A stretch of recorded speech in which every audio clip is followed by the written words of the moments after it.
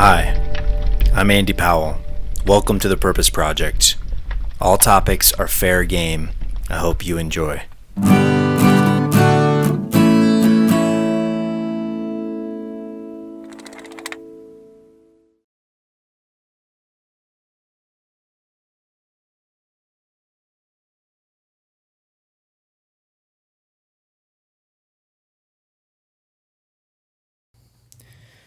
All right, Chad DeVries.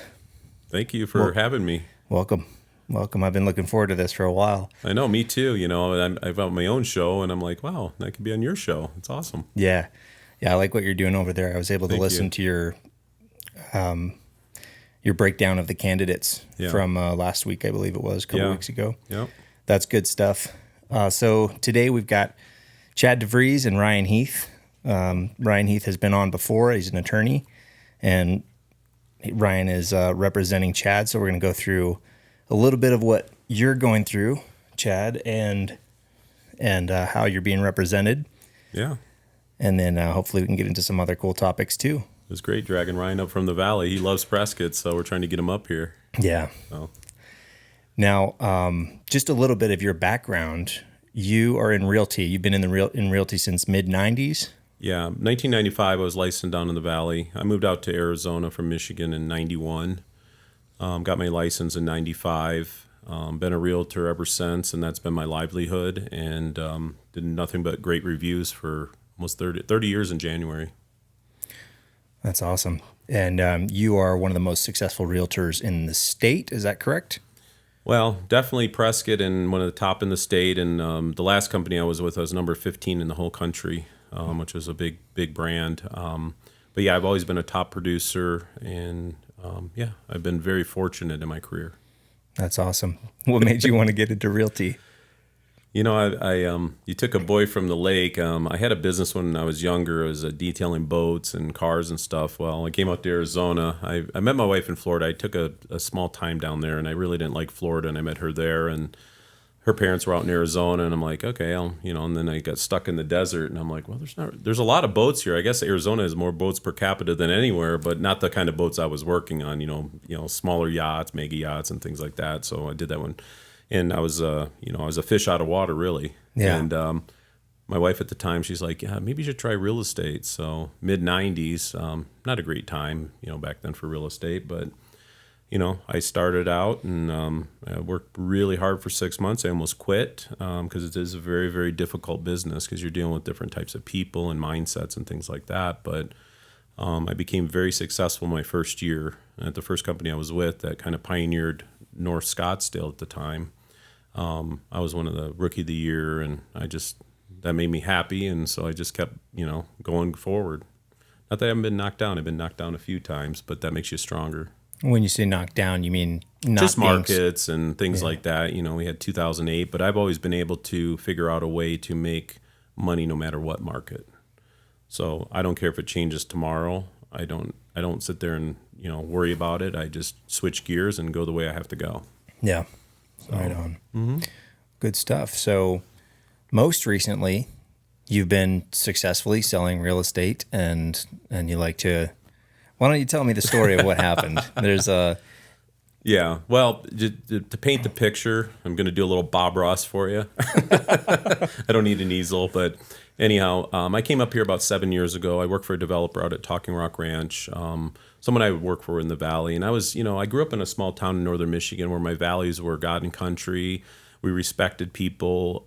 I noticed a change down in the valley, and I was at the age where I already raised my kids. I had 5 kids. I already have 6 grandchildren, and I'm remarried again with 4 teenage daughters. So very stressed out. But anyhow, going back to the real estate, I really wanted to. I used to bring my kids up here and shoot BB guns in the woods and pick pine cones, and I just fell in love with Prescott. They say everybody's hometown, and I really feel that's still the same way. It's Mayberry, in my opinion, and to my clients even, I sell it as Mayberry because people are great people here. Yeah. So I spent the last 7 years of really networking. I've got to know politicians, local business owners, people, very well connected in the community. I give back a lot of funds and my time to different organizations like the Agape House of Hope 316, where we help elderly into housing and stuff. And I don't know. I became one of the top agents here out of 2,000 in 7 years. Just working hard and getting to know people and doing a great job. And I still have 4.9 stars and 100% review since 1995. That's awesome. Yeah. So we're here today because there's some incident that took place last year Yes. that we need to talk about. Yes. That needs to be talked about. Yes. Not only in the state of Arizona, but in the country. It needs to be put on blast because this is a huge deal. This basically, my understanding of it is that somebody is trying to suppress your free speech. Yes. And the way that they do that is not through any legal form, but it's through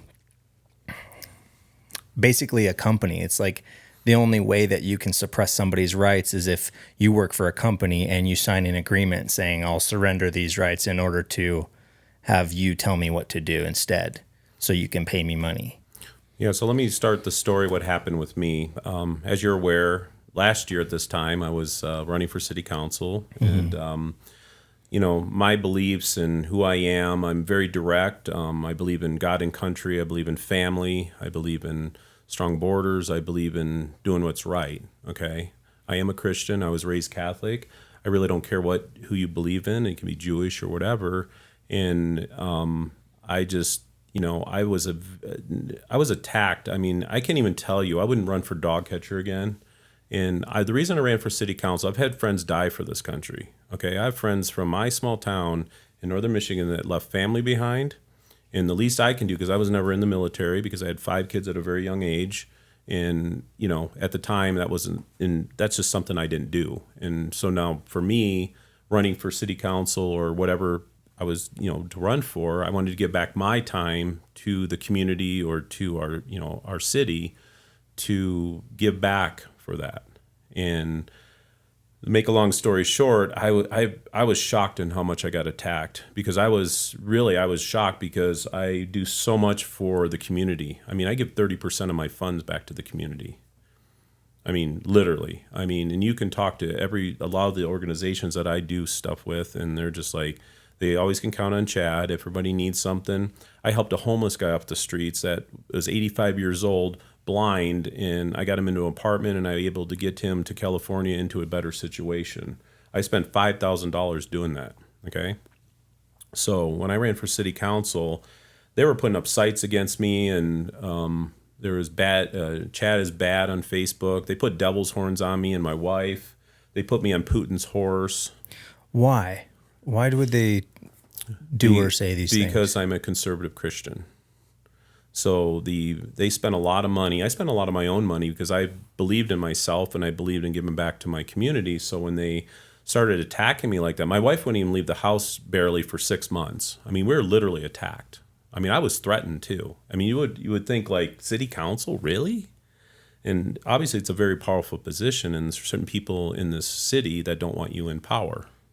And they made sure I didn't get in power. But the fact that they would take someone like myself, who's a steward of the community, I'm doing great things for the community, I'm a business owner in the community, and make me sound like I'm Charles Manson. Okay, now getting to the story, I was even attacked by fellow realtors. Okay, I became very, very successful in a short period of time up here. I took my skills I learned in the Valley. I believed in Prescott. I knew Prescott was going to blow up at a certain point, because years ago, Prescott was just kind of stagnant, And I moved up here in 2017 and was still trying to figure out what it was or grow into something. So I took a risk. I have an office downtown I took a risk on. And I started getting very successful. And so during the campaign, I was attacked like different ways on my business, but the one that we're referring to with the lawsuit that we have right now against Arizona Association of Realtors and 4 realtors in town stem from hate speech, okay? Alleged hate speech. Or alleged hate speech, yeah. And, we all have Facebook, we all have Instagram, we all have, X accounts or whatever. Maybe some people don't. Yeah. But my Instagram account is under a different name. It's under, not even my personal name. But the thing is, though, I posted memes on there that some felt offensive over. I'll give you an example. And this is in my case documents, and I think you've seen them. Mm-hmm. Okay. I posted one, that had I don't know, I guess it called a he, she, where a man, it says a man can't have a baby. Yeah. Okay? Which I have several doctor friends, and when they went to medical school, a man can't have a baby. I didn't, I just thought it was funny because there's a meme, and not something I created. I'm not an artist at all. I can't even write very well. I use Word documents. So. Yeah. And it showed a man with a beard, or I don't know what it was, a beard, pregnant, and I posted, a man can have a baby. No big deal. Right. Then I posted another one. They kept following my site, and the other one that they posted, it was about if you cut a dog's balls off, it's still a male dog. Right. So I guess my dog's against me now too. So he hates me for taking his stuff away, his manhood.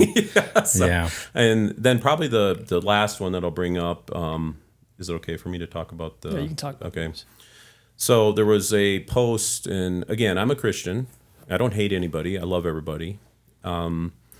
It said Pride Month, Pride Month, Pride Month. In the middle, demon. it says demon. Okay. I've seen that one. Okay.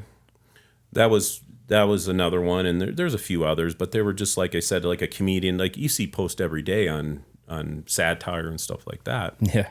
Well, I was surprised because I was turned in by 4 realtors for ethics violations. Now, I've been in the business 30 years. I've sold hundreds of millions in real estate. I can't even keep track of how much I've sold in real estate. I've never had one complaint or one mark on my record for anything. Mm-hmm. I even have gay clients. I just closed a transaction with one of my favorite clients, and you should see the memes he sends me. I can't even talk about it. I just laugh about it, because that's, why be so serious, Yeah. And, and I was appalled too, because I even posted, like when they started coming attacking me on Facebook and stuff, and I said, I have 2 gay children. My oldest son is married to a man. My daughter, that's almost 30, is married to a woman. They had a baby. I love them both dearly. Mm-hmm. And I said that on there. So I have no problem against gender and all this stuff. I don't care. Yeah, so it's not about that. No, what I did care about, the reason they came after me, and this is my opinion, when running for city council, we were having lots of drag shows in town with kids involved, okay? And I don't know anybody out there, grandparents, parents, that think that's okay. Yeah. Especially from my upbringing, being a conservative Christian, and I don't even think a strip club's okay. Mm-hmm. Okay, there's no difference to me if it's a man, woman to do those provocative things, and we have ordinances in town, okay, that are not being enforced, because it seems like in the world we're in right now, there's that small percentage that has the voice, okay? So even though I'm a Christian and I might have said something about Pride Month, well, the book of Genesis, God's covenant's the rainbow flag. Mm-hmm. But they can do whatever they want to that or bastardize it, and even wearing this cross, and that's hate speech. Well, it's Allegedly. alleged hate speech. Sorry. I got to Got ask my attorney here. No, I got to ask Ryan what the actual technical term, the definition is for hate speech. But before I do that, the example with the rainbow flag and the promise in the Bible, there's this theme throughout the Bible that Satan counterfeits everything that God creates to try and pass it off as truth. And that's just another one of those things. You can see it everywhere. Right. Ryan, is there a technical definition to hate speech, or is it? It's an amorphous term. No, there is no technical definition to hate speech. It seems to be interpreted these days as anything that a particular group of individuals that claim to be oppressed don't like. That's what I would classify it as. Sounds about right. I think to add some context here, just for the listeners to understand how important this case is that Chad's filed, they are literally, the Arizona Association of Realtors is literally trying to take away Chad's capacity to access the multiple listing service. And just so you understand, MLS. You cannot do your job as a realtor if Without. you don't have access to MLS. They are trying to make it so that Chad cannot make a living because he was posting memes on his private social media account. These memes weren't related to his professional services as a realtor. They weren't related to his employment practices.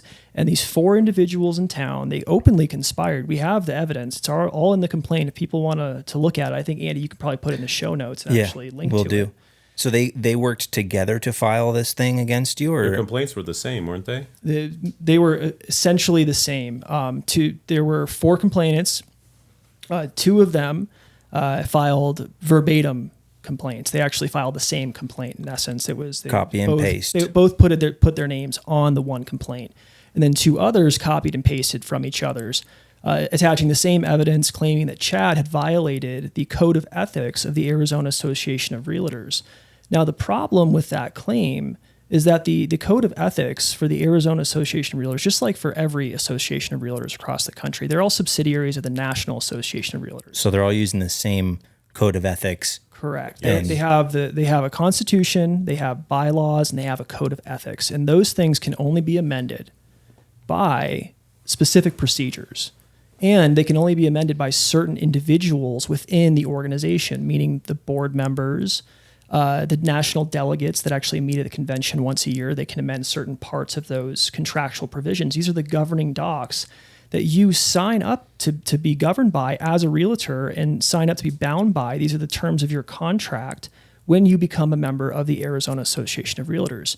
And in order to make a change, it has to be a 2/3 vote. In some instances, for some of those governing docs, correct. In other instances, the board of directors can change things. But in this case, what they're trying to do is they're trying to punish Chad for violating Article 10 of the Code of Ethics, which says, and I'm going to paraphrase, that a realtor shall not discriminate against certain individuals, including folks who have gender dysphoria or happen to identify in a certain way, gay individuals based on race, things of that nature. You cannot discriminate against those folks in your professional services, meaning your job as a realtor selling homes, or in your employment practices. Now, they're trying to take away Chad's capacity to make a living because he was posting memes on his private social media account. And there's nothing in the governing docs in his contract that allows them to do this. And so we've sued for breach of contract. We've sued the Arizona Association of Realtors here in Prescott. We sued the individual complainants that actually filed the ethics complaints against Chad personally for tortious interference with contract. And we've also sued the Arizona Association of Realtors and the complainants for violating Chad's First Amendment rights.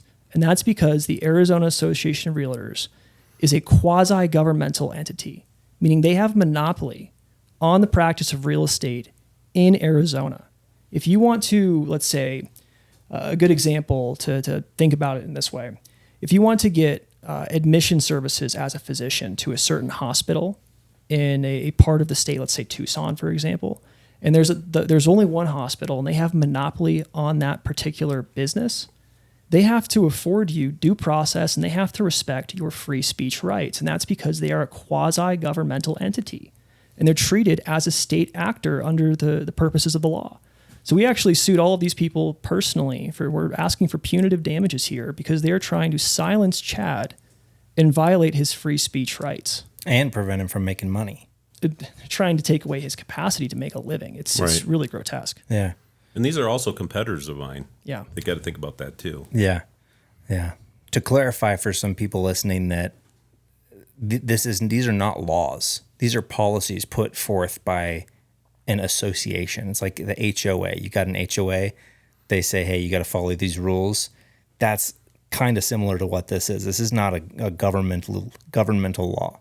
It's not legislation. It's a contractual agreement. So basically, when you sign up to become a member of the Arizona Association of Realtors, you give your membership dues in consideration for the benefits that are being given to you as a realtor, meaning access to MLS, networking opportunities, things of that nature. Right. And so when you sign that contract, you agree to be bound by the terms of the Constitution of the Arizona Association of Realtors, by the bylaws, and by the Code of Ethics.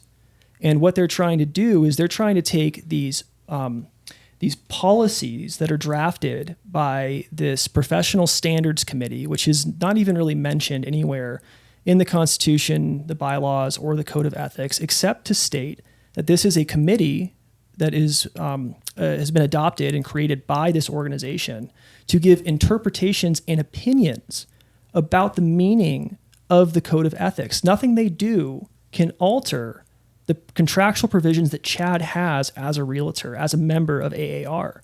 They don't have the authority per the bylaws, per the Constitution, or the Code of Ethics to do that.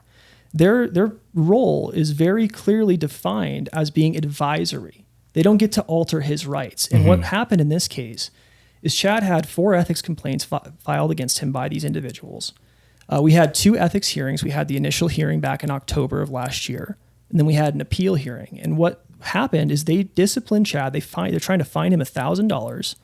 They're trying to put a note, a permanent note in his personnel file at the Arizona Association of Realtors saying he violated this provision of the Code of Ethics, even though the Code of Ethics is limited to his professional services employment practices. He didn't do anything there. In fact, during the hearings, if you remember this correctly, Chad, I got every single complainant to admit unequivocally that they had 0 evidence that Chad had discriminated against anyone in his professional services or employment practices. And that is what is required by the governing documents to punish anyone for violating the Code of Ethics. And so they had 0 evidence. And what's amazing is that in order to punish someone for violating a provision of the Code of Ethics, you have to present clear and convincing evidence, meaning a strong indicia of proof, that someone actually violated this. They didn't have any evidence. And they still punished Chad. It's amazing. Yeah, and who would be the victim in this scenario anyway? There were no victims. Exactly. No one actually that was a part of that community, of the LGBTQ plus community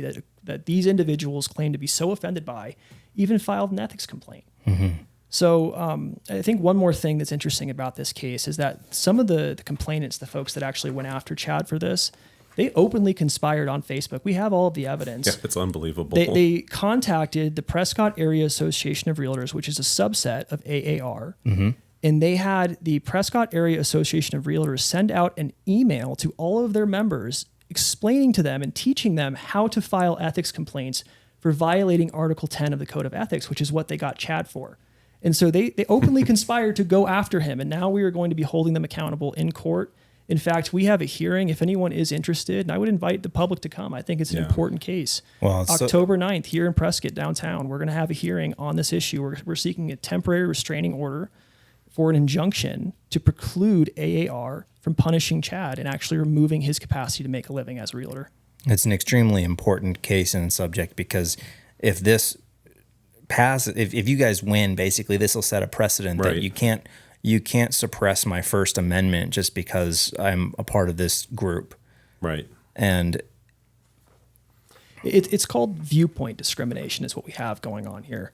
There was recently a really wonderful case out of the United States Supreme Court. It was involving the National Rifle Association. It was out of New York.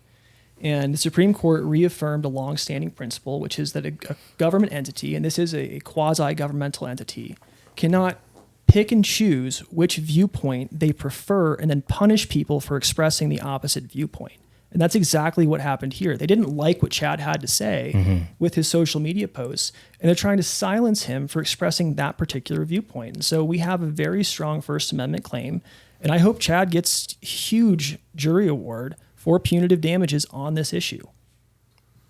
The memes are going to be funny in court when we blow them up. Just saying. Yeah, put them on the big screen. They're comical. They're comical. They are funny. You got to have a good sense of humor. Yeah. What is the difference between a case law and a precedent? They're similar. So a precedent is something that has been established either by statute or by a prior case that came before the one that you've currently filed that has a binding effect because it is analogous to the situation that you are litigating now. Okay, so then if you guys win this, or when you win this, because it sounds like it's pretty obvious, it seems pretty apparent to me, but if this is won, will it establish some sort of a precedent? It'll establish a precedent in a number of ways. First, it'll show that the Arizona Association of Realtors, as a quasi-governmental entity, cannot restrict the free speech of its members based on viewpoints that they express that the organization disagrees with. And two, it'll set more of a public policy precedent in that individuals who try to file bogus ethics complaints without any evidence that someone's actually violated one of these provisions of the Code of Ethics are going to second guess that decision because they will have personal liability for tortiously interfering with the contractual rights of people like Chad. And this can cross over into any industry, really.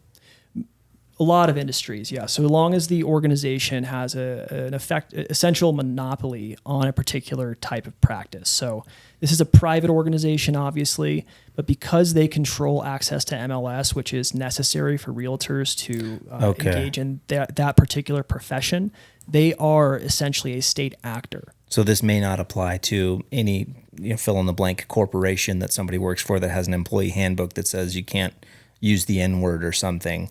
Obviously, you can't do that at work. You have to have some kind of a rule or a boundary. But like if you're posting this stuff at home or on your private social media.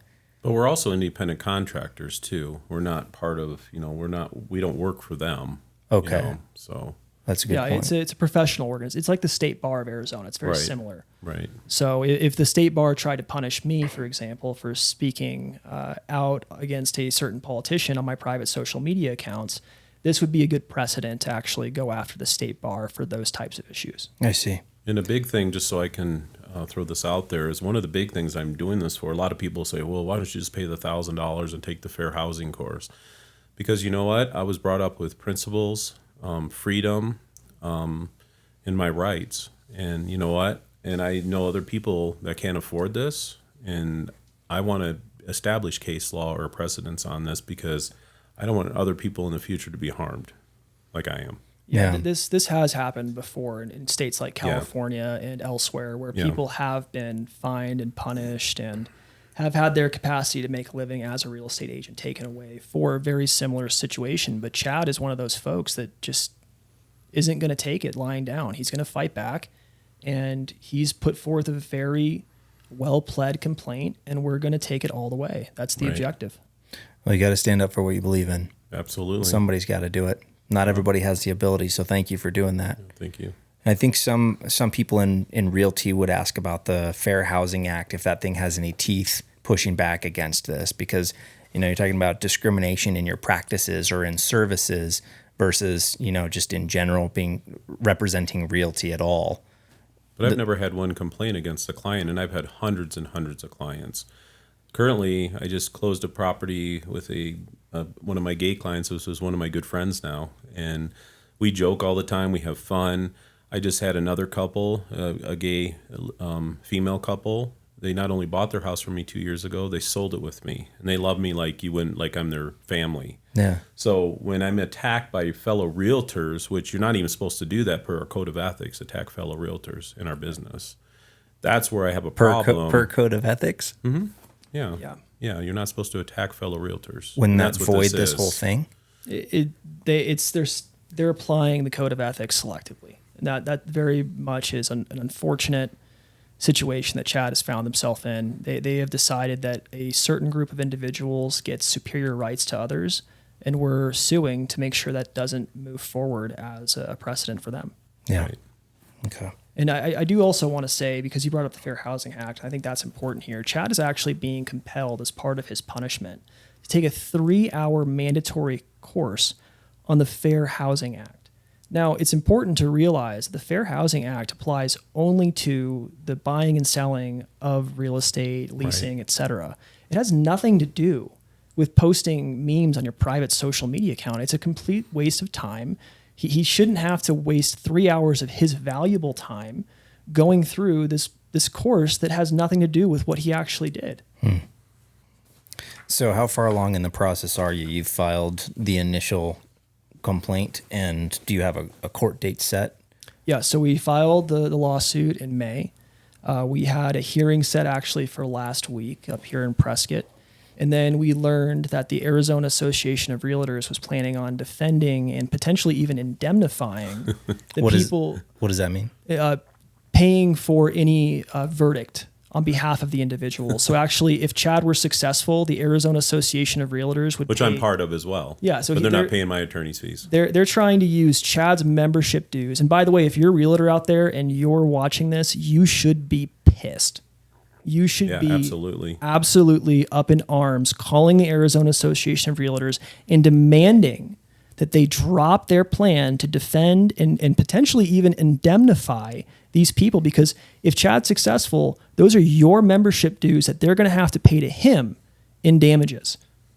That's ridiculous. That is something that should never happen. And there's no authority anywhere in the governing documents allowing the Arizona Association of Realtors to do this, which is why we had to amend our injunctive pleading, our application for a temporary restraining order, to include that claim as well. We're arguing now that they have no authority, and they're actually additionally breaching Chad's contract by trying to make him pay for the defense and It's unbelievable. the outcome of this potential lawsuit. So the Arizona Association of Realtors probably has its own attorneys on staff or on retainer. They've retained outside counsel. They have general counsel who was actually at the ethics hearings. He was a participant, which was rather shocking to me. Chad really is one of the most giving, honest, and really caring people that I've ever met. And he is out there trying to make the community a better place. He's doing all that he can to pick up people around him and make sure that they come alongside him and are successful as well. Yeah. And for this to be happening to him really is a tragedy. Yeah. These people that went after him personally, trying to take away his capacity to make a living because he was posting silly memes on his private social media account, it's just ridiculous. Yeah, well, they're attacking free speech. And when I say they, I mean, don't exactly know who the they are. But if I wanted to boil it down, it'd be a good and evil thing. Yes. Evil is trying to attack freedom and free speech and, your ability to express yourself. And you mentioned being a Christian conservative earlier. And that's that whatever it is, this movement, whether it's woke ideology or what, it's trying to marginalize certain things in the name of the opposite of being marginalized is part of a certain community, which is really interesting. And, you got to fight back however you can. And strangely enough, posting memes is a way of continuing the exercise of free speech. People are always trying to take your rights away. Politically, they do the same. Everybody does that on politics and stuff. And unfortunately, I got wrapped up in this, in my opinion, because of politics. But I feel that in prayer and everything, and God's blessed me with bringing Ryan to the table because I've dealt with attorneys in my life, and I had never had one pray with me before we go in front of these, boards and things like that. And I think God's put me in a place where he says, Chad, and I prayed about it, you have to fight. The fight's not just on the ground with military and all that. It's fighting for our country and freedom of speech. We're losing it every day. And in realtors out there, you need to get involved. The MLS has a monopoly here. They have an antitrust issue here. That's another thing that will be coming up in the future.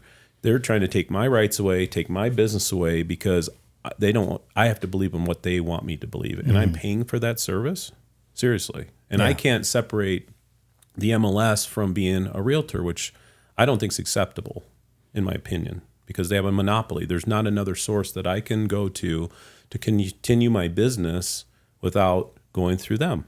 Mm-hmm. And I think every realtor watching this, I think you should watch this case because I think this is going to be going national. I think we're starting out small, but I think this is going to go across the country because I've heard of realtors going to school board meetings and fighting for their kids about the pronoun issues, and they're getting attacked and things like that. I mean, that's wrong. Yeah. And I was worried about that with my own children. So going back to running for city council, I don't want any kind of strip club. I don't want any drag queen shows. I don't want any kids involved in that. And we have ordinances on that. Yeah. And I believe truly in that, and I had people that believe as well. So that's my belief in being attacked from a business standpoint. And these are also the people that are attacking me were also friends of mine previously, but then they have a different mindset or ideology than I do that have attacked me. And they're also competitors. So what better way of taking out a competitor than trying to go after my freedom of speech or whatever they can do to shut me down? So they don't want you speaking truth, Chad. They don't want me speaking truth. I mean, you literally were posting things that were factually accurate about how a man cannot become a woman, and you are facing potential financial ruin because of it. Right. It's absurd. Which is why it's so important that you're fighting this fight, because you're not just fighting it for you. No. You're fighting it for everybody who has and may in the future run into this type of a situation, whether realtors or not. And they don't know me. I will not stop. I will continue. I will fight this tooth and nail. I don't care if I have to live along a freeway. If they think they're going to take my freedom of speech away, they got another thing coming. Because I have friends in a cemetery right now that fought for this country, for my beliefs, and that's what it is. Yeah, I'm with you. Well, when you were running for city council, who was your main opposition? or there were multiple council members that were running? Yeah, there was, what was it at the time? 4 positions. Tony and Hammer were the 2 that were in Ted Gambosia and Lewis. We were running for the, let's see, it would be 2 spots. So I not only, I got attacked by different angles. I got attacked by some of the groups in town. They called Save the Dells and others, and they're very, very powerful, so... Yeah. They didn't also like who I am because, like it or not, Donald Trump, and I had Ted Nugent endorse me, okay? And you got to, Ted's a tough guy, and he believes in the Constitution, and he believes in your freedom of speech and rights and stuff, and I'm very direct with people. I'm a transparent guy. That's why I started my own radio show on KYCA and the podcast with Tony Hammer, because we're doing a show that really shows all sides of the story. Okay, and we tell the truth. The thing in this country right now, people do not want to tell the truth. And they're getting these, like the elections last night. I about cringed when I saw some of the people that got elected because I know I've got backgrounds on them and I know the truth. Yeah. But the society nowadays just dabbles in tweets and things like that, beautiful commercials, I'm wonderful and all that, but they don't get into the nitty gritty. They listen to their neighbor or they go here or there. I had about 20 people in the last 2 weeks call me, text me, I don't know who to vote for. Yeah. That's sad in our country. It is. We had, 160,000 people registered to vote, and we had, 36,000 that actually voted? Yep, that's right. I mean, that blows my mind. My wife's Hungarian. She left a communist country when she was 13 or 12. She'll get mad at me because I always get it wrong. Sorry, dear. Anyhow, she left communism behind the Iron Curtain. She had secret police following her. Voting to her is sacred. I mean, and we take that freedom for granted. I mean, they don't know, these younger generations don't know what's coming at them right now. And if we don't continue to fight, like people like me and other people, we're going to lose our freedoms. That's right. One of the great things I do want to talk about is I met Ryan through a politician here. And he said, you got to meet Ryan. Ryan, I don't think he talked about himself, but I think he should, what he does and how he represents people, because I felt blessed when I met Ryan because, where do you go? You try to call an attorney and try to call an attorney about freedom of speech cases or anything. Where do you go? And I feel God put us together, to be honest, because of Ryan's background and what he's been fighting the good fight down in Maricopa County on several different cases. But, I think it'd be great for the listeners to hear about Ryan's pedigree because that's why we're working together. Yeah. Yeah, we will get into that in just a minute, okay. What you do, what it's called. And but I wanted to know before that, is there a case number that people can reference in order to look this up? Yeah, we can put that in the show notes. Okay. Yeah. Cool. I think the biggest thing is people need to get involved and watch this case. This case is going to be, it's a major case. That's going to snowball. Oh, it's going to snowball. And, I'm asking for a jury trial because I want a jury of my peers to hear this, what I consider nonsense, and how I've been attacked as an American and my freedom of speech. And I want to be judged by other people that are listening to that as Americans. And and I think people that watch this hearing or, see all the documents that were posted on the Yavapai County site and stuff, this is going to go on for a while, unfortunately, but I think it's going to be something that especially realtors will want to tune into. Mm-hmm. Yeah, so the case number, just to be clear, is S1300 CV 2024-000-476. Okay, I'll put that in the notes. Yavapai County Superior Court here. Judge John Napper, the Honorable John Napper, is presiding on that case. So. Okay. And as far as the documents, the things that you guys have submitted, that's all public record, right? Public, so I can post that stuff up. Anyone can go look at the memes. Anyone can go look at the complaint. I encourage you to do so. I'll put those in the notes too then. Yeah, it explains in detail what what is binding as far as the contractual terms go on Chad and all members of the Arizona Association of Realtors, and why it is that you can't be punished for expressing your viewpoint on your private social media account. This isn't a case where Chad told someone that he wouldn't do business with them because they happen to identify as the opposite sex. This is a case where Chad was going on his private social media account and posting memes about how a man cannot, in fact, become a woman, and how it's almost comical in many instances for people to claim the opposite. Yeah. and trying to take away his capacity to make a livelihood. It's almost comical. It's pretty unfortunate. if Pretty he sad wasn't that looking people down are, the barrel of a gun, it would be. Yeah, That's right. exactly That's what he's doing. yeah. yeah.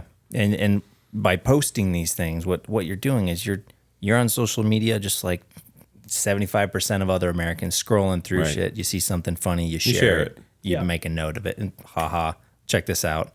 And that's what this is over. They're doing it to comedians too. No, they're holding the line. They're No, but some of them, they can't come after them. I'm just saying, Yeah. it's just kind of the same thing. I mean, they're posting funny memes. I mean, I've got so many recently that, even like I said, from one of my gay clients who's a friend of mine, the memes he sends me, and I'm not offended, but it makes me laugh. yeah, And so what? yeah, Everybody's got to just chill out. yep, that's right. So Ryan Heath, you are the founder of the Gavel Project, Yep. which is a 501c3. Yes. And what is its purpose? So we are an anti-woke nonprofit. We fight institutions generally that are abusing children in the name of leftist ideology. So we have a number of lawsuits that we've been working on. One actually has been getting a lot of attention nationally lately. We're no longer on the case, but we actually are the ones who funded the case from its inception up until it was dismissed a week before trial. And this case involved a young girl in Capistrano Unified School District who made a painting. It was a picture that said "All Lives Matter," and underneath it said, it said "Black Lives Matter," and underneath it said "Any life, all lives matter." That was the essence of what she was conveying. She was in first grade at the time, and she was forced to publicly apologize in front of her classmates on the playground because that was apparently racist according to the school. And that's just one of the cases. We have a number of cases as well that involve COVID-19. Actually, during the COVID-19 madness, so this was back in 2022, the beginning of 2022, I had quit my job just a few months prior to that to start this nonprofit. My wife was 7 months pregnant at the time with our second child. And I emptied our life savings, and I flew around the state of California teaching kids and their parents how to civilly disobey their school's COVID-19 mask mandates. And now we have 3 cases. Giving me goosebumps, man. That's good stuff. 3 cases right now that we're still litigating in California on the basis of free speech, the First Amendment. You have more than just the right to use your words to express yourself. You have the right to use your conduct. There is such a thing as expressive conduct. So if you engage in an act that a reasonable person watching your conduct would understand to be intended as communicative based on the surrounding circumstances, that's expressive conduct. It's protected by the First Amendment. And so we filed these lawsuits. We sued a bunch of school board members personally, teachers, principals, on behalf of these kids that were literally stuck outside. These are elementary school kids, by the way, in a cage for 4 weeks because they didn't want to wear masks, because they wanted to breathe normally. They were stuck outside without any shelter, without any instruction. They were told to sit at a desk all day in a courtyard surrounded by metal bars. This was in Saddleback Valley Unified School District. Told they couldn't get up except to use the bathroom. They were made fun of by their peers every day. They were told that they were zoo animals. They were in jail. They were being punished. The principal actually was telling them they were being punished for disobeying. And that goes actually very much to Chad's case as well. Right. This is a viewpoint discrimination issue. You're telling someone that only one viewpoint, the idea is that masks work, which is their viewpoint, can be expressed. But that's been nonsense from the outset. We knew at the very beginning of COVID, this was a respiratory virus. It was spread through the air, and that these masks, the holes in the masks, the fabric being used was so big. If you can smell a fart. There you go. There you go. Or blow vape smoke through it. It's bullshit. So these kids were smart enough to realize that they were basically being forced to comply with an orthodoxy. Yeah. And they wanted to disagree. And so they stood up for themselves and they pushed back and they protested. And, one of our other clients down in Coronado Unified School District, she was actually stuck outside for 6 weeks. Every day, she would go to school and be told you have to go outside. Try to go in the classroom, refused entry, made fun of by her teachers, alienated, belittled, humiliated. I mean, this girl went through hell. Mm-hmm. And so we're fighting back on behalf of these kids. And if you want to support those lawsuits, you can do so by going to thegavelproject.com. Gifts are tax deductible to the full extent allowed by law, and we do need your support. Attorneys are expensive. I'm not licensed in California, so I have to hire local counsel to fund these cases, and we spent a lot of money on attorneys for these kids, and we really need your support. So if you can give, please consider doing so. Mm-hmm. And this is another thing where you're fighting the battle against, the deterioration of the values and the backbone of this country. Yeah. Which is so important. I'm also an elections attorney, which if you want to talk about that, that's an interesting topic. I know Chad tried getting into politics. There are a bunch of politicians up here. I'm not going to speak on behalf of my clients today, but I do represent Abraham Hamadeh in a lawsuit right now. That is a quo warranto action challenging the 2022 general election outcome for the Attorney General's race. And we are in the Court of Appeals right now. The judge that we had was say less than favorable as far as the Superior Court went in Maricopa County, and is trying to take away my house right now because I filed this lawsuit. See, they're attacking us. Yeah. That's how they're doing it. Like they're trying to sanction me personally. Yeah, they're making it personal. A very colorable lawsuit. By the way, this is in the Court of Appeals. If this was a frivolous claim, which is what the Maricopa County attorneys are arguing, and what the Secretary of State is arguing, and what the Attorney General is arguing, they wouldn't have to file a 98 pages of argument in the Court of Appeals to rebut what I'm saying, which is what they just did this week. Oh, 98 pages. 98 That's pages. a lot to contain in your brain. This is a colorable lawsuit. You have a right, if you are deprived your office as an individual citizen, you have a superior title to office, to challenge the office title of someone who's holding that office legally. So A.G. Mays was elected based on what we claim to have been hundreds of thousands of illegal votes in Maricopa County because signature verification was not done according to the law. They deviated from the law. I'm not going to go into the details here. We actually did an interview previously, so if people want to listen to that and learn about that case, I would refer people to that interview. Yeah, you can go back in the videos on my YouTube page and find the podcast with Ryan Heath, and we go pretty extensively into that and election fraud and everything going on there. You mentioned recently that you won 4 cases in a day. Yeah. What were those cases about? So those were orders of protection, and one was an injunction against harassment against my client. That was a very exciting for me. It was a bogus injunction, and it was a bogus order of protection that was taken out against him. And we were able to challenge those in court. And before we actually had the trial, they were all voluntarily dismissed. So that was a big win for us because they really didn't have a case. Right on. See, I fell in really good hands with who I'm with, Ryan. Yeah. So yeah, Ryan's the best. I was very blessed. I didn't know that I wanted to be an attorney. I think God put me into this position. So when I don't know if we ever talked about my background personally, but my upbringing, but when we did a little bit. I remember a couple things about it. Yeah, Go ahead. I never took the ACT or whatever the other test is to get into college. Oh, because I was skipping it to get high because I blew my knee out 4 times playing football when I was even before I was in high school, and I had multiple surgeries and I got hooked on the oxys, and so I actually had to go to a wilderness therapy program when I was 17. I lived in the woods for 2 months up in Utah, and then I went to a therapeutic boarding school. And I ended up going to community college, and then I got put into the business law program at ASU, and I absolutely fell in love with it. So God really did put me in a position to be an attorney, knowing how hard-headed I am, how defiant I am in many respects, how much I like to argue and to battle with people. I really do think that I was made for this. And so I'm very glad to have been put through a wonderful law school, a good Christian law school called Regent University. Actually was blessed to be class president of the Student Bar Association, president of multiple organizations there on campus. Justice Alito of the United States Supreme Court was one of my professors in law school. I was chosen as one of 16 students from the entire law school. Most of the kids that I went to that class with ended up clerking for judges all across the country. I mean, these are top tier attorneys now. And I was the only one that wasn't in the top 10 of the class because I happened to be giving back to the community so much and, working so hard. And I was just blessed to learn about the Constitution from Justice Alito. So this is right in my wheelhouse, these types of cases. And I'm blessed to have met Chad. And yeah, it's great because what you're doing right now is stuff that's legitimate and that matters. You're not defending criminals. I've done that. Well, you got to climb the ladder somehow, I guess. But I want my children and my grandchildren and even great grandchildren someday to know that their grandpa, dad, that fought back and that he made a difference.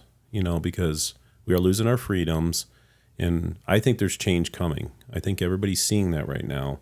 We got to put God first, and I think that's why we're facing the things we're facing right now. I think people have lost that in their lives, and I think people are starting to learn that again. I mean, there's a lot of revivals happening, and there's a lot of strength out there.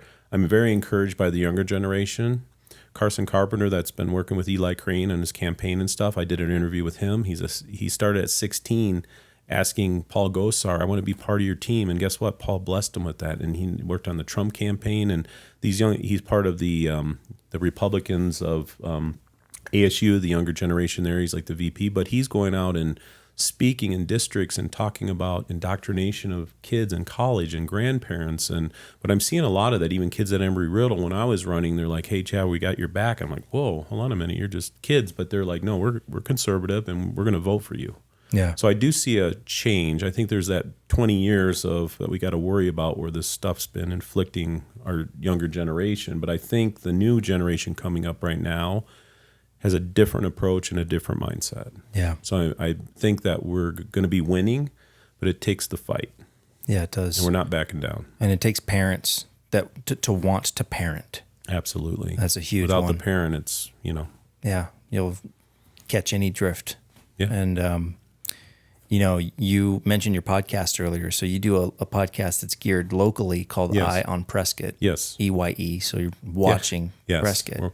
We have a big eyeball in the middle of Thumb Butte, and it's really, we've done about going on 29 episodes right now, and it's anything from politicians, what's happened in our city hall, but even to local restaurant owners, business owners, and we have a really good following right now because there's not another show up here that really gives the transparency on what's really happening in our city. Yeah. We get FOIA requests. We just did a FOIA request on all the lawsuits against our city, which they won't talk about. We've done, we're meeting with the city officials. We have great leadership in town. We need planning and things like that. So we're getting that out to the public where the public's like, well, I didn't know that. I didn't know that. Yeah. We're giving, like on the new prop coming out 478 on the sales tax. Now, a lot of people could say, 0.95 cents or 90, is not a big deal, but it's going in the general fund. Now, if they earmark that for public safety and stuff, I'd feel more comfortable. So we're giving them both sides of the story on, meeting with the fire chiefs and people that are running a kind of a pack going forward with that. So I think, like even your podcast, the more we can do to get out to the public, podcasts are great. We're also on KYCAs on Saturdays at 11. Which is great because people still listen to radio up here. It's unbelievable. What channel is that for the listeners? That's 103.5. That's correct. Yeah, and we just started there 3 weeks ago. If you go to iamprescott.com, you'll see all of our previous episodes and stuff. We've had Eli Crane on there. We've had his chief of staff. I've had Matt Gates on there. I mean, just like you, we're small, but we're connected. It's the greatest thing because I think God's put these people in our paths and. The more that we can share with the public and, talk about this stuff and, they're trying to suppress this. Yeah, it's so important. And one thing that I like about your format, what you're doing, and part of what I'm doing is the accountability to we the people. Absolutely. And I think that's one of the biggest things that we're lacking right now because all this change, the ideological stuff, the brainwashing of the kids, it's like this wouldn't be happening if people were paying attention and keeping the officials that we vote in accountable. Then watching, okay, well, what bill is this guy trying to pass and why? What's his motive and how is that going to really affect and people us? Really have to dig down into these bills and stuff because on the surface it sounds like, oh, it's wonderful. We're gonna raise $110 million for the fire departments, but they don't say it's going into the general fund where we can get our greedy little hands in it and we can say, oh, this is a safety problem over here because we spent all of our money on this or raw land or the Save America Act. It'll be titled one thing and mean something that's totally different. The Affordable Care Act, making healthcare more expensive than it ever has been since 2012. Was that right? And Red for Ed, I think, was in that same type of thing. Yeah, it's unfortunate. So you're considering starting another project. Is that something you want to talk about? Yeah, the Eye in Arizona. Yes. Yeah, we're actually going to be get fancy like you with actual cameras. Cool. You know, That's Tony. good. Tony and I don't know about Tony Hamer, but I told him he looked good on radio, so I don't know how it's going to handle him on video. He might have to give that guy some makeup or something. I don't know. He's got that I'm great laughing, British. I don't even know him. It would Got that fit great in. I met him once, he's got that great British accent, so he gets away with everything. I would But like to talk about something Tony else now. Hamer. My name is Tony Hamer. You did that really good. Yeah, but because one of the things we want to do a monthly podcast video because we're able to get to different people throughout the state, very influential people and things like that. And we really want to grow our audience. Prescott's great and we can cover Yavapai County and all that stuff. And that covers our city and our quad cities and our county, Yavapai County. But we want to go to another level to really get to Arizona. Mm-hmm. And we have a really good following right now, and I know you do too. And you impress me because I watch how you put these politicians in the hot seat. I love that. Well, man, if you don't want to come in and be transparent and have integrity and show good character in the face of difficulty, then you don't belong in that position. I don't care who you are. There was a video that you did on a politician that was running that was kind of, he's nervous and didn't like what he's being asked. And it was just funny because I was just like, that's what we need more of. Because even when they run here, no one gives them hard questions. Yeah. There's no debating. Why don't we have debates? Yeah, that was actually one of my notes on here is that we don't do debates anymore. No. And it's a cop-out. It's bullshit. It's like trying to get hired for a job without doing an interview. Right. And that's what this is. You're applying for a job. You're working for the people. You got to come alongside us and represent us. And if you're not willing to put yourself in that seat and be subject to the people's will, then you need to leave. The best one was the one with Mark Fincham and Ken Bennett and Steve Zipperman when you were filming that and had that function out in Prescott Valley. Yeah, that to me was one of the first debates I've seen up here. And I loved it because one of the things, when people throw zingers at the other candidate and to see their demeanor. So a couple of them were just like, they changed their whole persona. I mean, they're just like, they turned into something that you never saw before. Exactly. Because they're defending themselves, even though they did what was brought up. But, that's the kind of thing people need to see. Yeah, it's not just the true person. It's not just what you say, or it's like, oh yeah, I'm for a secure border. Okay, well yeah, we're all for a secure border. We all want something, but it's how they're responding to the questions. Do they get pissed off? Does it peel off their suave mask that is like, oh yeah, I'm super cool until you ask me something legitimate that punches a nerve. And that's what's really important is to vet these people's character and their integrity. Yeah, vetting is a great term. Yeah. So that's good. So Ion Arizona is going to kind of be the amplified version of Ion Prescott. You should see our new logo. And instead of Thumb Butte, we have the Arizona State in the background with a big eyeball, and we got the sunburst and the colors and awesome. Yeah, so we're really excited about that because people like Kerry Lake and people like Eli Crane, and we can hit people in the political world. But I also know a lot of the athletes in the city and business owners and things that are happening with manufacturing down in the valley and stuff. So it's going to be our gateway to bigger successes with it. And what this appears as to me is when I look at a lot of it's social media based, when I look at the culture and society from the lens of social media, because that's really the widest lens you can look through right now. Yep. When you look at that, everybody's so concerned about the presidency and about this stuff that's so far away from them, which, it matters. But it doesn't matter more than who's in your county, who's running your city. But people are detached from that. And I think it's really important to maybe invert that and focus on what's happening in your backyard and in your neighborhood first. And the number one thing that people have told us, we actually go out in the square with microphones and we go raw. I mean, like we had our last episode, everybody says they have their own idea. We want to keep Prescott. Okay, that's a broad term. We went out into the square and we asked people what their opinion was of that, and it was great to get the public involved. So it's not just a canned radio show or whatever, but we're bringing officials in. We're bringing in people that have been here for 60 years, but then we're talking to a kid on the corner. Or we actually had three people that came from Germany, their first time here. And what they said was amazing. They had this vision when they came into the city, and they just said what they loved about it and stuff. And so getting out to the public, getting the public to speak and, and interacting and not just be having a pre-canned show. Yeah. And that's like what you're doing. And it's been very successful. And now we're going to be doing not this weekend, but the following weekend, we're going to have our first live show on KYCA. So we're going to do it once a month because a lot of people have asked us, hey, can we have a call-in show? We'd love to call in. And we're like, yeah, why wouldn't we do that once a month? I think it's great because, we might sound a little different because my equipment's really good like yours. Yeah, it's good stuff. We got state-of-the-art stuff brand new. Yes. So, but anyhow, I think that interaction with the public and, we want all sides. I mean, I brought people in that actually went against me in my campaign. They were brutal against me. And this was on the Chinese mines. And we did a bunch of investigation and stuff. And there was a member of the Save the Dells. And they came at me with, daggers and money and all that stuff. But I still had him on my show. And, actually when he might be liberal and I'm conservative.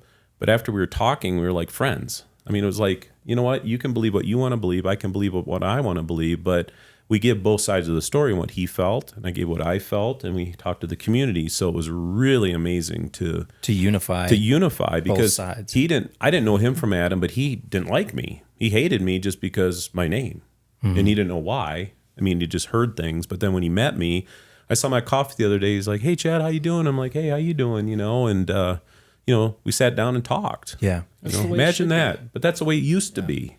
That's viewpoint acceptance. Right. That's what our Constitution protects. It's your capacity to express your opinion and your duty to respect other people's opinion, even if you disagree with them. Right. And that's going back to what Chad said earlier. I think that the most profound thing that you've said earlier was that what am I going to tell my kids I did when the shit hit the fan? Mm-hmm. Yeah. And you are going to be able to tell folks and your grandkids and your kids that you actually stood up and you did the right thing. You put it on the line and you fought back. Yeah. And you did what you could to prevent this country from going downhill. Yeah. Right. It's not all about enlistment. No. There's a battle on every corner for saving this country. Well, right now it's good and evil. Right now it's a spiritual battle. Right now. That's right. Yeah, it is. What was your disagreement initially with this guy surrounding the Chinese mine? It seems like Save the Dells would not want that to happen. Well, no, there was misinformation. It took a realtor and a small disc jockey to get a hold of the Chinese that actually own it. Even the state couldn't get a hold of them. I got a hold of them. I tried to put an interview together and push everybody together with the mine inspector. I mean, I interviewed the mine inspector, some of the Yavapai County Board of Supervisors, Forestry Service, things like that. The problem was there was misinformation out there. So when the Senator Mine, they made them clear out. The roads are really bad out there. So they own the mines out there, and they've owned them for several years now, but there was not much activity on them. But when they started seeing the roads being cleaned up and all that, which they had to do, they thought, there was rumors out there that they're going to take down Mount Tridal. Yep. There was pictures out there that showed a mine in like a different country that was like strip mine, thousands of strip mine, mining and all that stuff, and it was all misinformation. Huh. This gentleman also, there's a spotted Mexican owl up there. I saw that, and I somebody called my bluff because I was like, I didn't know we had an endangered spotted owl up here, and they're like, we don't. It's a fake thing that they use to and things like that. And but what I was trying to do is bring to the table. We had and you can listen to it on our previous episodes. We had a 3 or 4 part series on the mines because it was a big deal. People were going crazy. I even reached out to Eli Crane to set the truth on that because everybody's saying we don't want the Chinese here. They're the Communist Party's buying Prescott.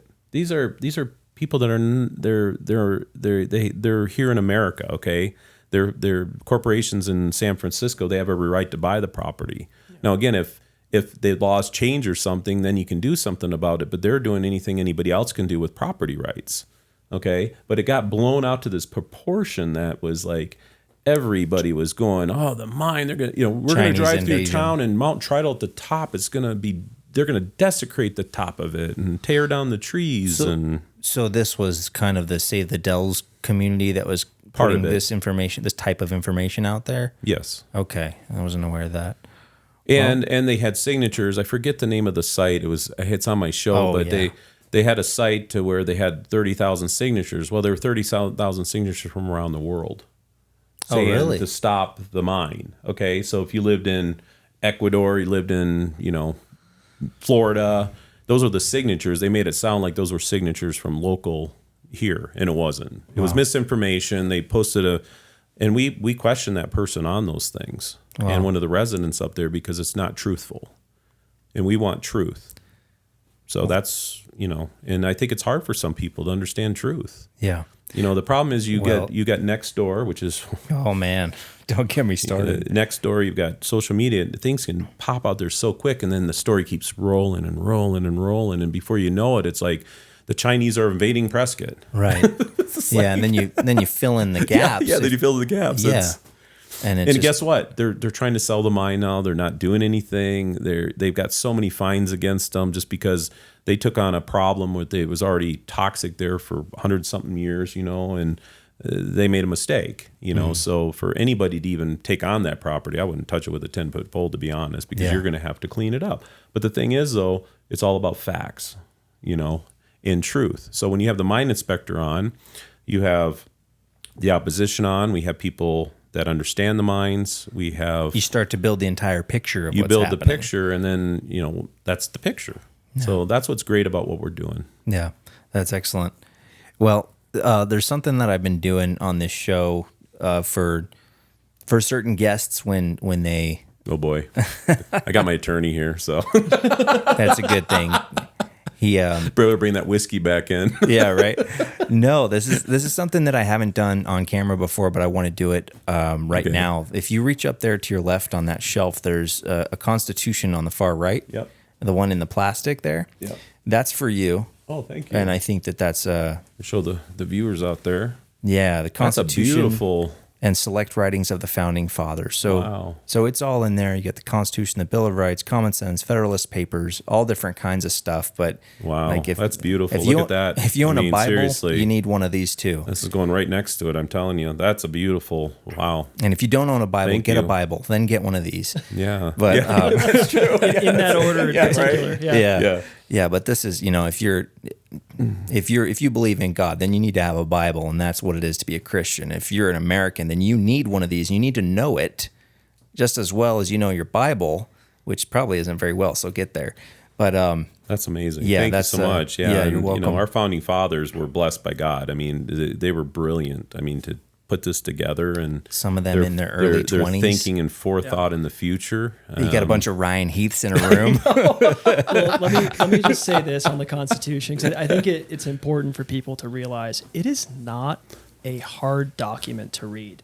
Anyone can read. A fifth grader can read the Constitution front to back. When I was in D.C. for that class that was being taught by Justice Alito, that was in January of 2020, one of the things we had to do was read the Constitution. It takes maybe an hour tops. Right. It's not a difficult document to read. It's put in terms that you can understand, and it's beautifully written. It explains how our government is structured at the most foundational level. Every single law that we have in our country is built upon that base. That is the foundation of our house as a nation, as far as the way that our government operates.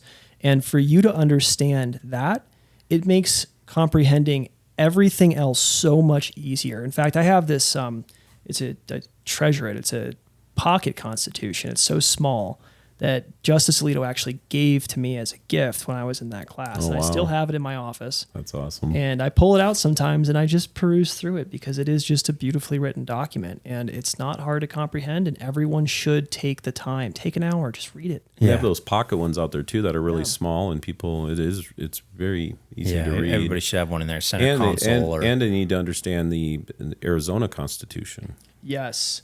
One thing on that, it's the most beautiful state constitution, in my opinion, in the entire country. And that's because people need to remember we're the 48th state.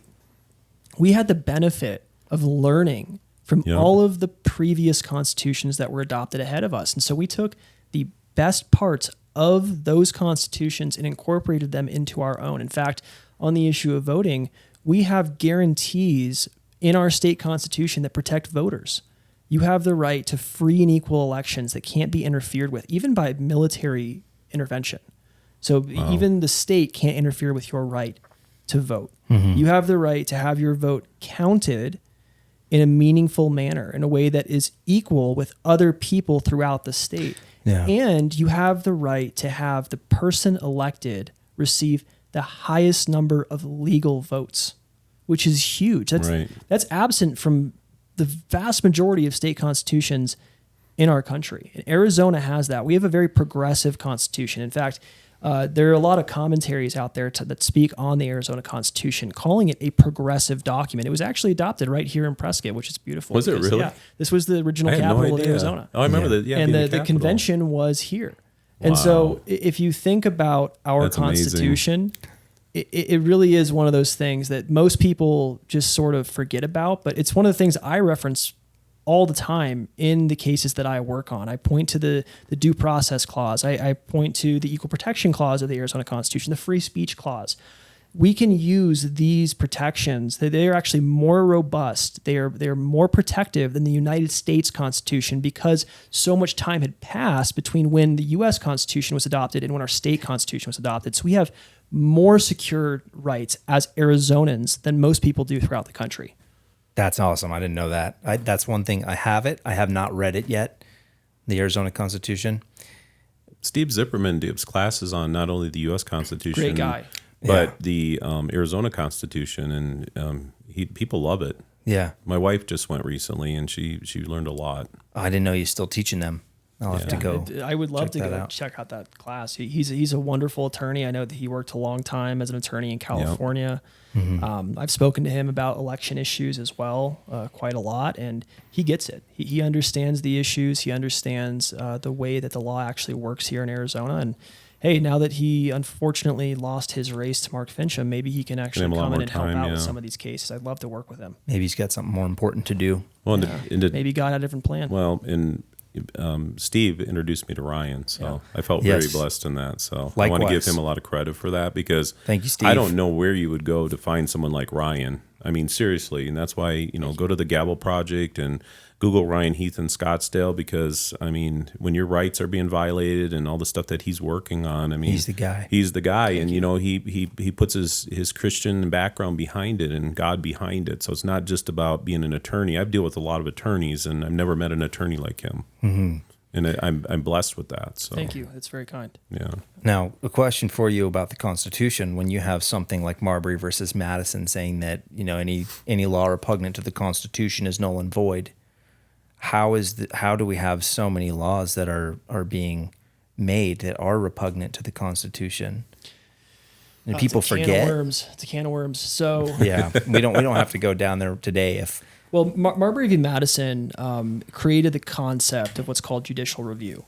So originally, the way that the document was written and the way that it was interpreted in our country, it was that each branch of government had the responsibility to uphold and protect the Constitution. They actually had the responsibility to make sure that what they were doing was lawful. They each had that equal responsibility. But when Marbury v. Madison came into effect, it actually shifted the ultimate check to the judiciary as the final say to interpret the way the other branches were acting. So there is a bit of misinterpretation on that issue as far as the way that our government was originally structured. But I think that the concept of judicial review is extremely important, and it is the foundation for much of what we have today with respect to the way that our judicial system operates and how we are able to hold folks accountable. Now, with respect to your question about why it is we have all these laws that are unconstitutional, obviously unconstitutional, it's because people aren't challenging them. Yeah. They're not making the right arguments. One of the things that God blessed me with was ADHD.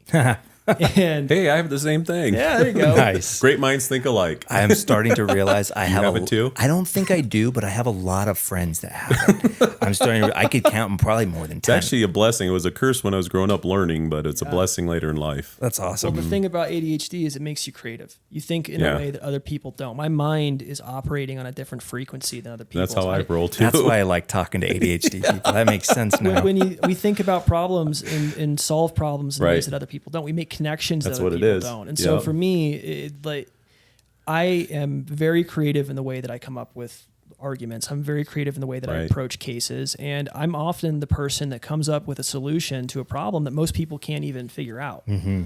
So that is one thing. I just wish I could get rid of like the 10 squirrels I saw running in your head earlier. and the 5 on Ryan. So Yeah. It's a real problem. You're thinking through a problem, and all of a sudden you're worried about unicorns for some reason. You don't know how you got there. Happens to me all the time. that's funny. Hey, they might be helpful. Bless our wives. That's right. I agree. Oh, man. No doubt. Well, what else you guys got? Anything? I mean, I could keep talking. It's up to you. It's your show. I ran out of stuff on my notes. We went way beyond my notes, which is great. I just want to encourage people to read the actual filings in Chad's case. I think that they're very explanatory. They're very straightforward. They outline the issues well. You'll actually understand what it is that's happening here in much more detail. You'll figure out who the people are as well. We didn't mention their names here, but you'll be able to figure out who these folks are. And some of them will surprise you too. So I encourage you to look at who's on that list. Mm-hmm. Yeah, it's an interesting lawsuit. It really is one of those things that I think is going to catch fire when the media figures out what's going on. So ideally, this will set a standard. Don't do this. And then when it comes to something like the Gavel Project and the Saving of America and fighting back against anything similar to this, with the Gavel Project, is that something that you can scale up, like because of what it is and how important it is and what it can fight for? If you get basically all these people donating and you get a giant pool of money, takes money. Then it does take money. Yeah, well, my family has been one of the predominant donors to the Gavel Project, not only with my time. I mean, if you quantify my time, my hourly rate, and Chad, my hourly rate. Yeah. And it's higher. Speak quicker. Don't breathe. Oh, man. I've given well over $1 million since 2020 to charity just based on my time alone. So it's one of those things that if we had more time or if we had more resources, we could hire more attorneys. We could actually make a bigger impact. In fact, one of the cases that I've been working on that I haven't filed yet, but it's been drafted for over a year now, is against, it could be filed against any school district that allows male students to use female restrooms. And it's based on the Establishment Clause of the United States Constitution. I actually had the help of James Lindsay in drafting this. I know if you don't know who he is, he's a very well-respected intellectual, former college professor. He's famous for the, what was it called? The Grievance Studies Affair, if you want to look that up. It's a very interesting thing. He was basically rewriting Mein Kampf and getting it published in very leftist, what do you call it?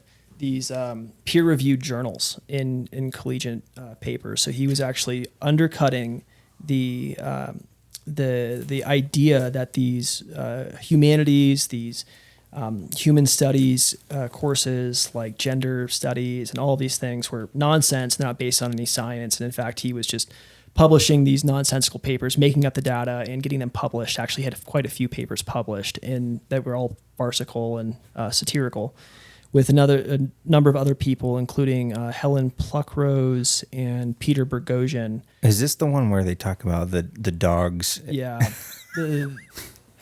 You should look it up. It is really funny. I'm not going to go into the details much more than that, but the lawsuit is based on the Establishment Clause of the United States Constitution. This is actually one of the topics that I studied with Justice Alito. And what that means is that the state cannot establish any particular religion. And our argument is that gender ideology is a religion. It's something that occupies, and this is what the Supreme Court has qualified as a religion. It's something that occupies it's the ultimate concern of the believer. And that's exactly what gender ideology is. If you're willing to cut off your genitals in order to abide by the norms established by this ideology, gender ideology, then you're engaged in the same practice as someone who traditionally believes in God as a Christian. Mm-hmm. It is your ultimate concern. It is akin to a traditional belief in God. That's the language the Supreme Court uses. This comes from the conscientious objector cases during the Vietnam War. These people didn't necessarily have a traditional religion they ascribed to, but they claimed to not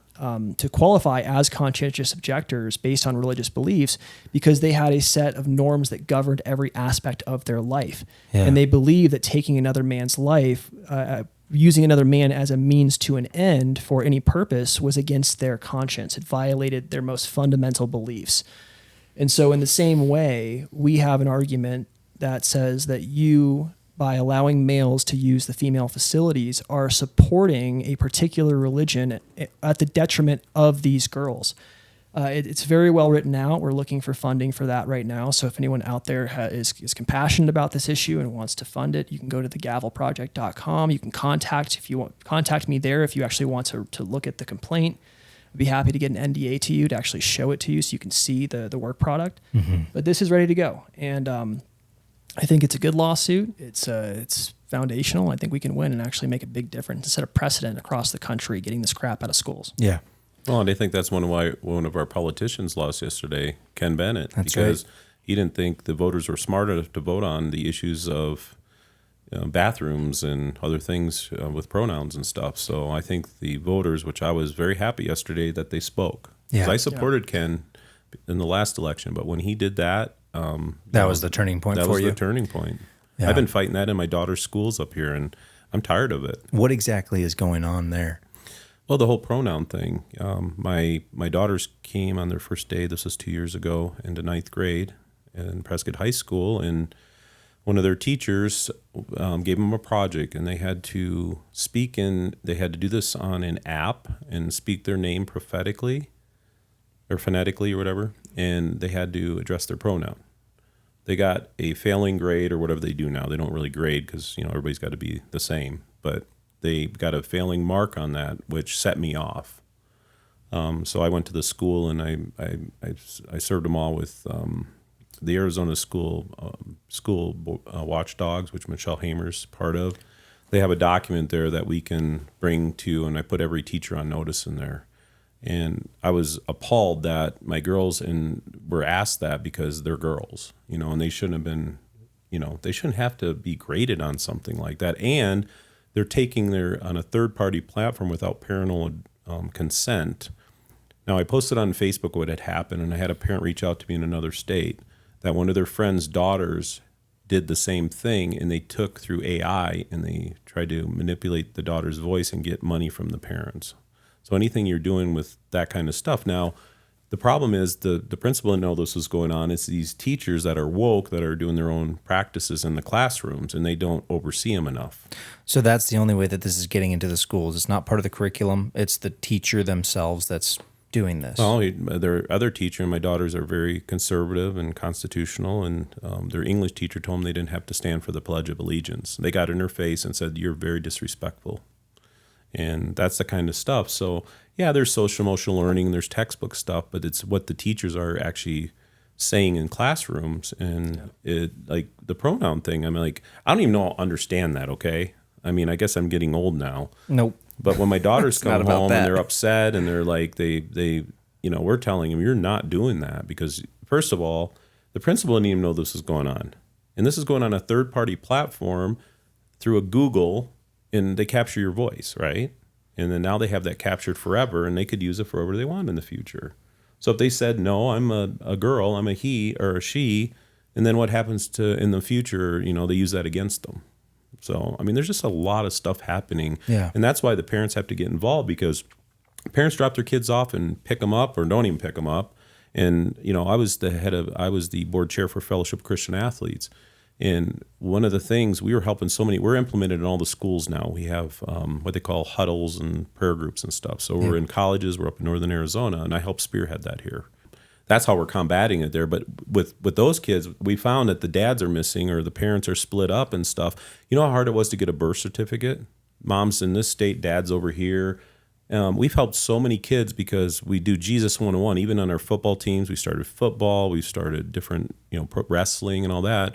And the coaches are, everybody had a coach that you looked up to, okay? Yeah. Now, a child or a kid that doesn't have a father that has a coach, but backed up by these huddle Bibles, which are Jesus 101, where you get them to think. We had a kid, both parents are in prison.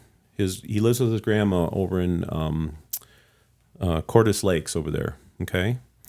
We got to him because he was going the drug way, and he's a very young kid. He would call up the coaches, and he goes, "Coach, I just opened up the book, and I started talking about Matthew, whatever version." And, for that kid to do that, we were just like blown away. And, so they have, and the coaches will answer the calls. Even till now, he's not in the football program, but he doesn't have a male figure in his life. So those are the things that are really, really the parents got to get involved, and that's what we're seeing here. Yeah, the men need to start taking full responsibility. Yeah, but to change these kids' lives, implementing that program in the schools, because I don't know if you know this, they have like a prism club in the middle school down there. They have where you can be a fish or a dog or a cat or a bird. That was in the middle school, Mile High down there, and then they were giving us pushback on bringing FCA into the schools. Well, it's against the law, and FCA is they have a big monster building and with attorneys in Kansas City, and they have letters ready to go. So they backed down real quick. But the thing that was interesting, we would get 10 to 20 kids to show up to those groups and to schools. We're in northern Arizona. We're in the universities there now. We're in Chino Valley. But because the kids are starving for that, because the parents are split up or the dad's not in the picture, and what do? They go drugs, they go online, and who knows what's going to happen. So I just think people have to get involved. Yeah. And one of the last things I want to end as far as being in real estate, I think we had a poll last year from realtors. 70% of them said they if they could get MLS access, they would not be a realtor. Okay, and we know that's a monopoly, or they're, in my opinion, You mean breaking. they wouldn't be a part of the association? No, Yeah. it's very expensive, and they don't want to. They're very, very. Can I say the word woke? Yeah. Okay, they're very woke, coming from the National Association down, and we pay so much dues and so much stuff. We just want access to MLS, because most people don't even participate in all the stuff that they're doing anymore. Okay, they're breaking, in my opinion, antitrust laws of Arizona. They have a monopoly. They've actually been found, similar organizations in other states have been found to have violated antitrust for exercising a monopoly on the MLS. So that is a real issue here. In fact, we have part of that complaint has already been drafted. So if there are realtors out there that are interested in filing that lawsuit to break up the Arizona Association of Realtors, you can contact my office. Go to heathlaw.com. You can email us at info@heathlaw.com. We would be willing to take on clients to file that lawsuit as well. So I'm fighting enough right now, but once I get through this, I would like to get realtors together. I mean, if you can donate into it, or work together, and we all combat this monopoly and this antitrust problem in Arizona, where we can decide, hey, if I want to be a realtor, the 30% want to, that's great. But if I don't, I want access to MLS without having to go through all these rules and regs and take away my freedom of speech. Yeah. So that's the next step, in my opinion. Right on. Well, I think it's important to acknowledge the voting in the election, that we just had our primaries, and like you said before, there's 160-something thousand people registered. Less than 40,000 came out to vote. And then people complain about who they get. What's happening? Yeah, it's pretty crazy, but we need to get people to understand more how important that is and how sacred that is, and it's everybody that I've met who's an immigrant has such a greater appreciation for the ability to vote. And I was in the Middle East when they had their first time that they could go vote. And we went in. We had to guard the polling locations with military force so that people wouldn't destroy the polling locations. Wow! So it's like we're very, very privileged here, and people just don't see it. But I tell you what, if you should have my wife in here and talk about her story. I'd like to, because I would love to have those people that don't vote or don't care, don't worry about our freedoms, to go live in a refugee camp for 9 months like she did. See Germany. If you want to vote after that. Yeah. So there are a bunch of really great United States Supreme Court cases on the issue of voting, which the court has called the most fundamental right that we possess. And that's because all of our other rights, and I'm going to paraphrase the Supreme Court right now, all of our other rights mean nothing if the right to vote is undermined. The Supreme Court says The Supreme Court has said that. And that's because if you think about it, I mean, it's very self-evident if you think about it for a second, because the people that you put in power in our government are the folks who have monopoly on violence. they're the folks who get to point a gun at us with the privilege of doing so and tell you what to do. Right. So if you don't vote, if you're not out there actually having a say and exercising your one chance to actually say who gets to point that gun at us, you're giving up your other rights.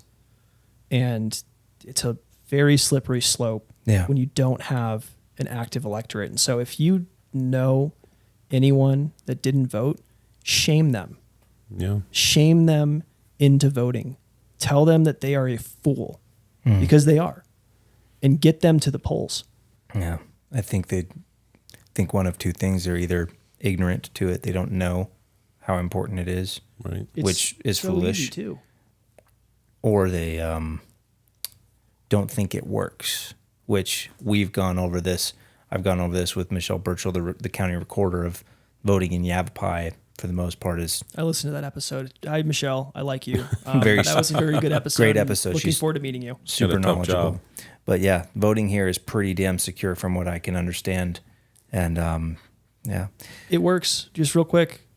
Stephen Richer literally lost the primary yesterday. He is the Maricopa County recorder in charge of early voting in Maricopa County. The guy who was overseeing all of it lost. It works. He was terrible. He deserved to lose. Good. Yeah. And I didn't know that. That's good news. Blessing. That's the primary example I'll give you. He was in my opinion, the worst county recorder I've ever seen, and I'm glad that he's out. Yeah. Excellent. Well, thank you guys both so much for coming on. It's I been appreciate a pleasure. it. We'll have to do this again sometime, get some case updates and all that. Be back in October. Yeah, that's right. Yeah. All right. Take care. Thanks.